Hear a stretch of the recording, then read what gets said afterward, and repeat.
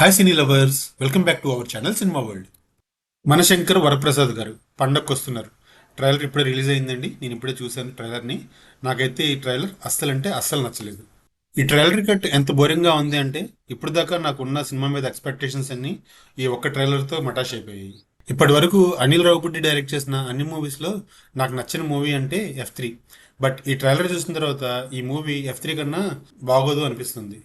ఈ ట్రైలర్లో నేను ఎక్స్పెక్ట్ చేసింది అట్లీస్ట్ కొంచెం కామెడీ. అదైతే నాకు ఏ పోర్షన్స్లోనూ ఈ ట్రైలర్లో వర్కౌట్ అవ్వలేదు. ఈ ట్రైలర్లో చివరిగా వచ్చిన వెంకటేశ్వర ఎంట్రీ కూడా నాకు పెద్దగా నచ్చలేదు.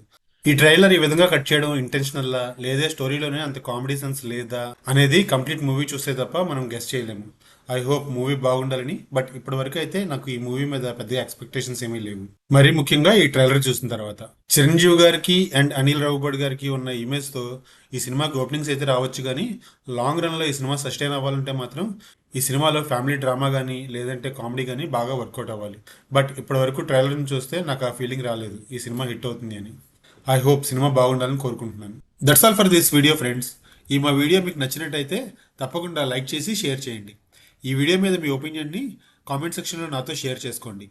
అండ్ మన సినిమా వరల్డ్ ఛానల్ని సబ్స్క్రైబ్ చేసుకోండి. Thanks for watching again. Bye bye.